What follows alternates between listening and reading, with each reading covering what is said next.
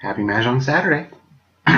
So, as a supplement to the solitaire demonstration that I uploaded today, I wanted to introduce another document that I put in my Dropbox. I'm going to link to it below.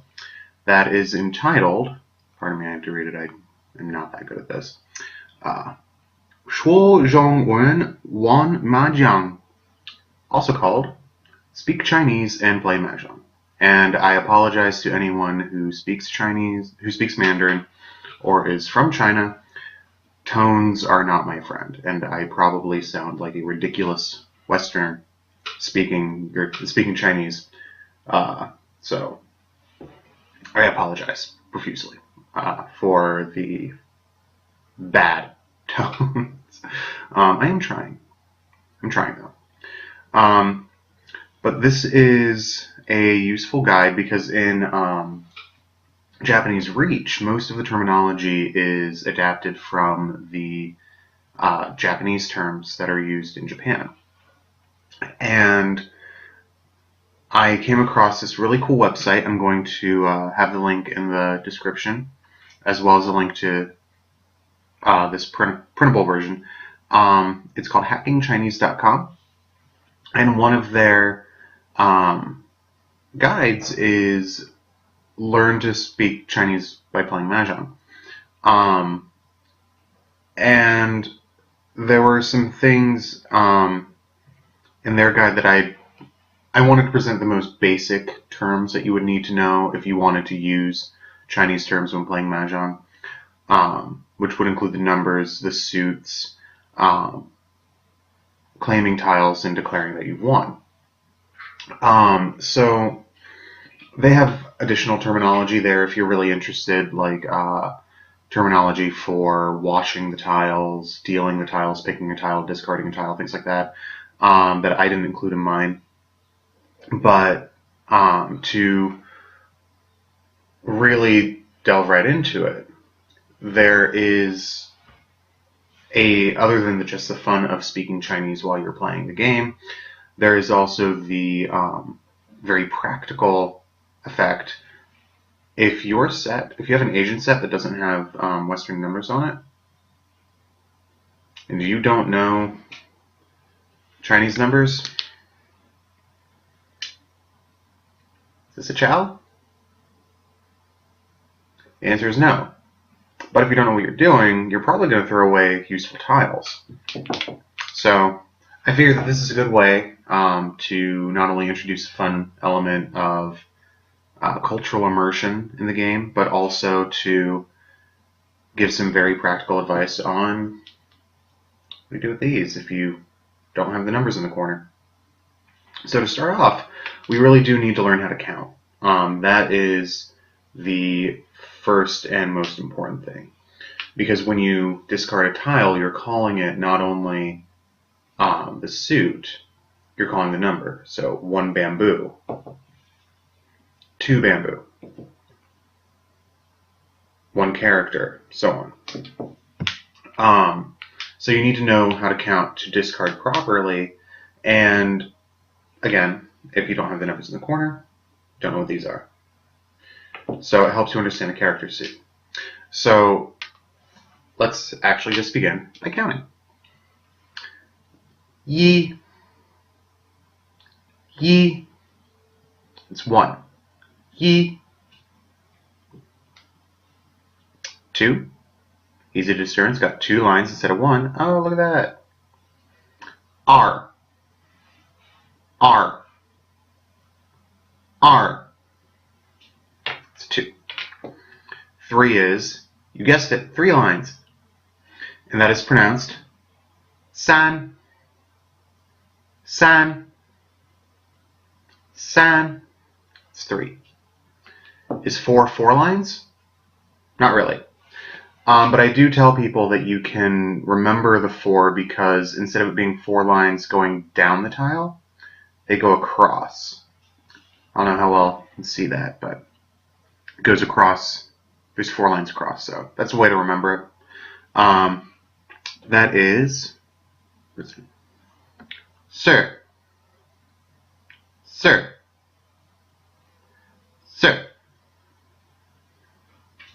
That's 4.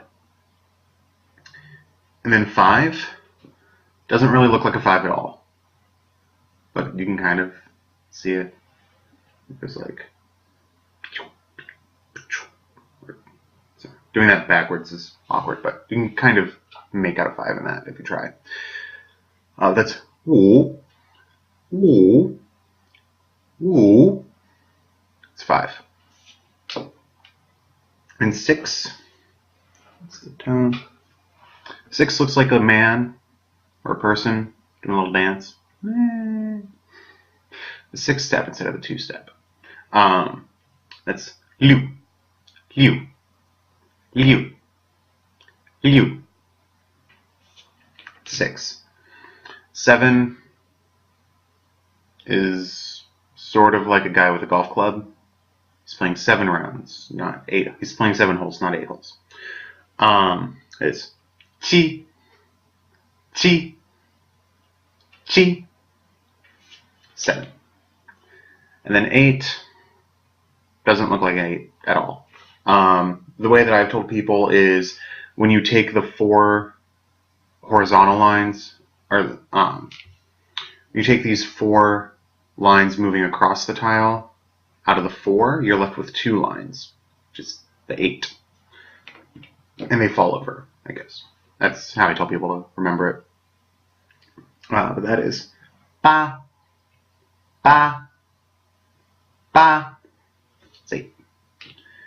And then 9, you've reached the end of the line. You're going to fall off the cliff. That's how I tell people to remember 9, because it's got that little cliff on the end. That's ju, ju, ju. It's 9. So those are the numbers. So now we have to learn the suits. The circles, or dots, keep it in the camera. There we go. The circles or dots are dong, dong, dong, circles. The bamboo are jiao, jiao, jiao, jiao, bamboo. That's a rising tone, by the way.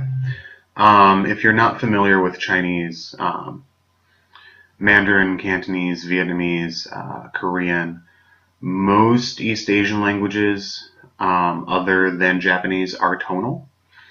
So the difference between yi and yi and yi and yi are pretty big. Those are all 4 different words.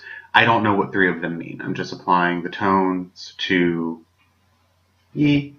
And so if I accidentally said something unsightly in Mandarin, I do apologize. That is out of ignorance.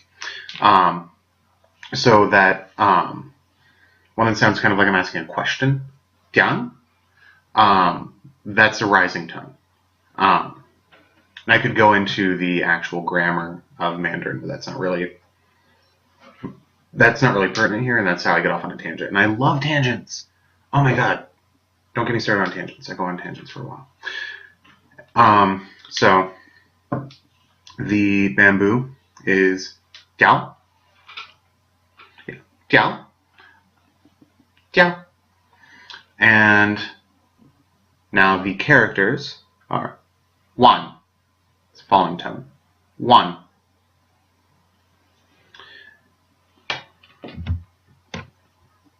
So to recap, yi one, yi one, r1, r1,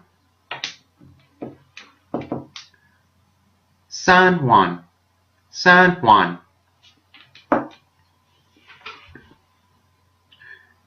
I'm sorry, yi jiao, yi jiao, yi jiao, r jiao, r jiao, r jiao, san, midtone, sorry, san jiao, san jiao, 一栋一栋二栋三栋. That's how it works. And I'm sorry, I just got a Facebook notification, so I am exiting out of that so we don't have any interruptions. Sorry, I didn't realize I let that up. So those are the suits and numbers, and you just say the number followed by the name of the suit, just like you do in English. And then we've got the honors. So the winds, again, if you have an Asian set, these don't have little letters in the corner. So how are you to know the difference between these two winds? It's not really super important because you're going to get points for having pairs and pungs and kongs regardless. But you get more points if they are your seat wind or the prevailing wind. So it's good to know what these are, so you can know, so they know if you match the seat or the prevailing wind. So the word for wind is fang. So all of these are going to have fang in the name. It's just learning east, south, north, and west to compare with them. So this is east, and it is dongfang, dongfang. It's two high tones.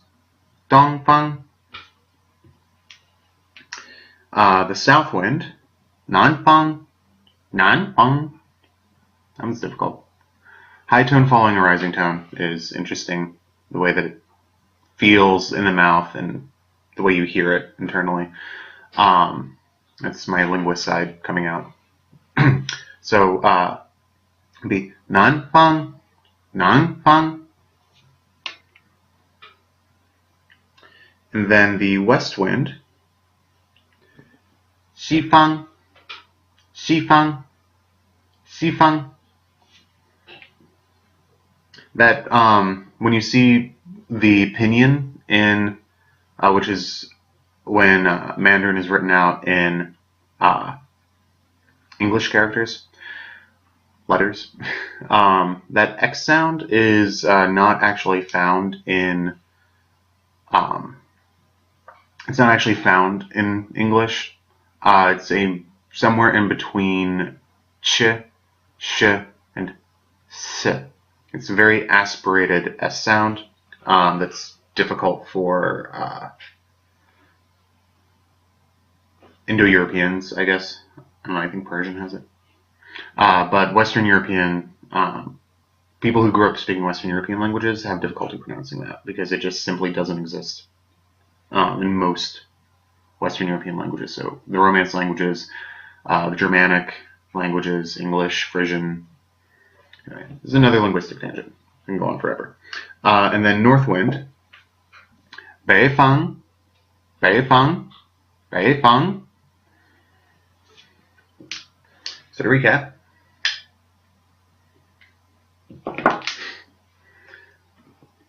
east, south, west, north. As I throw them to the ground, apparently. And if the tonal matching between the first part of the word and the second part of the word is difficult, we do sometimes, I'll just say like, dong, nan, nan, si, bei. So, we are not fluent we're not fluent Mandarin speakers, so do what you can. And the dragons. Yay! We love the dragons. So the red dragon, this is really interesting because these characters on here don't actually mean anything to do with dragons. And in Chinese parlance, these are your honors. These are your winds. So in Chinese rule sets, these are not collectively called the honors. These are. So it's interesting because we call these, collectively in the West, we call them honors, and we specifically call these dragons. But these actually have nothing to do with dragons. So it's interesting, but that's also why the traditional imagery was actually changed to a red picture of a dragon in American sets and a green picture of a dragon in the American sets. And the white one remained this way, because how do you put a white dragon on a white tile? And that's why sometimes in the West they'll call this one a soap. So they're like, dragon, got your red dragon, green dragon, and your soap. It's bar soap. So the first one, the red dragon, is called Mahjong. Mahjong. It literally means red center. Zheng being the first character in the Mandarin word for China, which is Zhongguo, middle country, center country. That's essentially what that means literally. So this one's red because it's the red suit, and the Wan suit, and it's the character for center, so it's red. Red is also a lucky color in China, and the specific colors that are used in the set are tied to specific cultural associations with the colors, which I think would be fun to do another video on. But for now, just red center, Mahjong, Mahjong. And then the green dragon is upward. Okay. Fa Zai, Fa Zai. Now, when I know I'm butchering a lot of this. I am not 100% sure how to produce some of these monemes that are used in Mandarin. But it literally means to make a fortune. And this is the character Fa for fortune.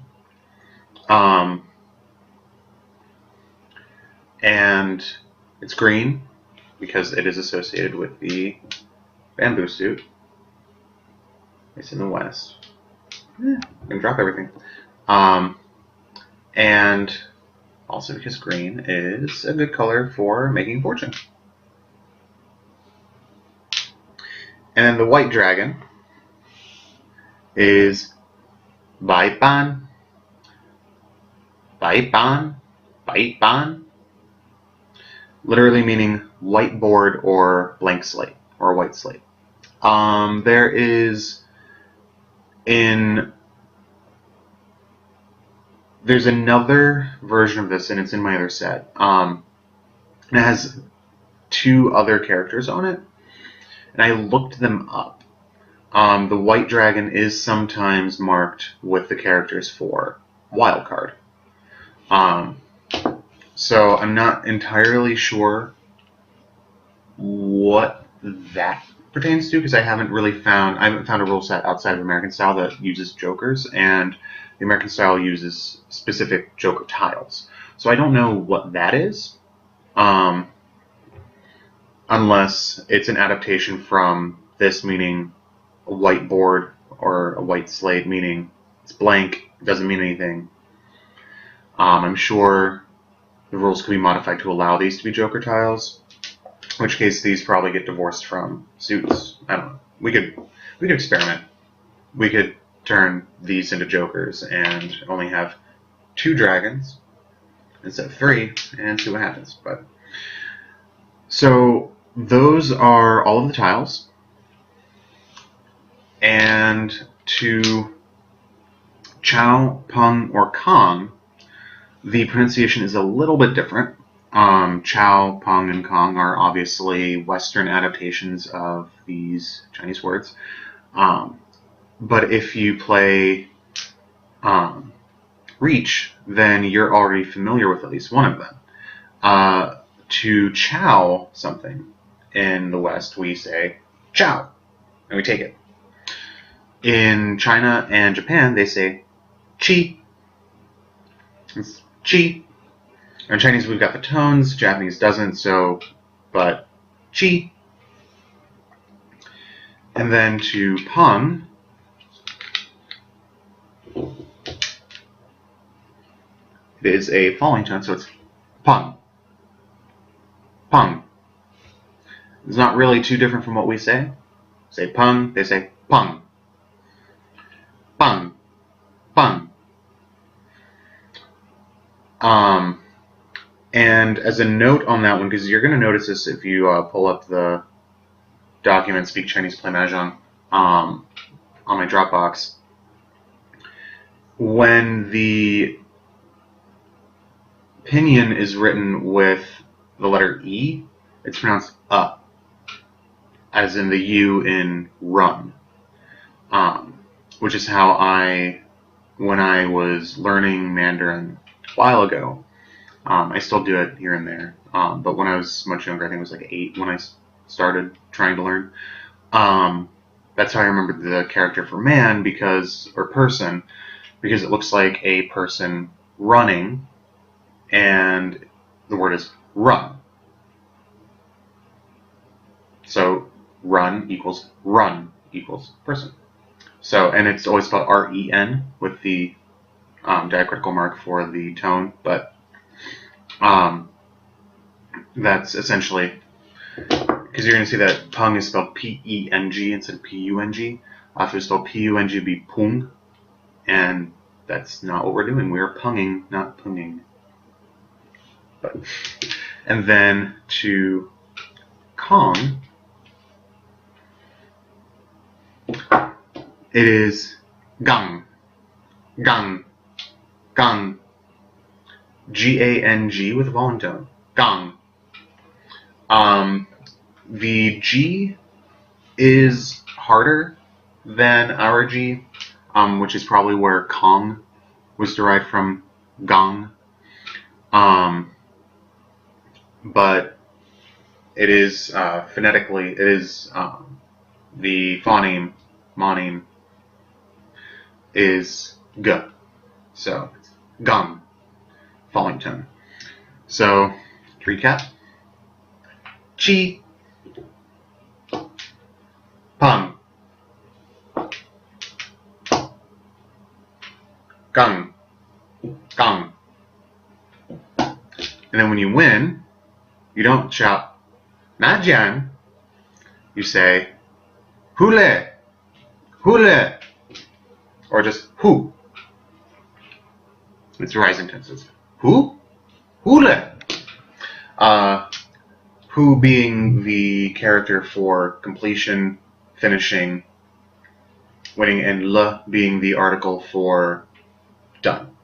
If you are familiar with languages like Hungarian, Russian, Serbian, Polish, they have aspect. So you've got verbs that imply continuing action, and you've got verbs that imply completed action. So it's a difference between I read the book and I was reading the book. And le in Mandarin is similar to the completed action, the complete aspect. So hule means I won, I'm done, hand is complete, finished. What? Give me my points. So you can say, instead of saying Mahjong, you can go hule, hule. Everyone should know that phrase because it's fun to say. So that is the introduction to. I've got a wobbly table. I'm sorry. I keep forgetting to keep my foot on the foot of it. So that is how to speak Chinese while playing Mahjong. The link to Hacking Chinese is in the description below. The PDF that I put together is also in the link below, and the attribution is in the PDF as well. So check out their website if you have an interest in learning Chinese. And then start speaking some Chinese at the table. And if you are a speaker of Mandarin, or any other tonal language, and you have feedback or tips on how to improve my ability to say these things without totally butchering the words, give me your feedback. Let me know. Tonal languages are the bane of my existence. I have tried Mandarin since I was 8. I can barely get through saying hello and my name is without completely losing my ability to follow the tones appropriately. I tried Navajo, which is also a tonal language. And a friend of mine was trying Korean, and she was like, hey, you speak Chinese? And I said, well, no, I don't, but she needed help on tones, and I could not possibly give it to her. So give me feedback on what you think, and if you try out speaking Chinese at the table, let me know how that goes. Have a happy Saturday.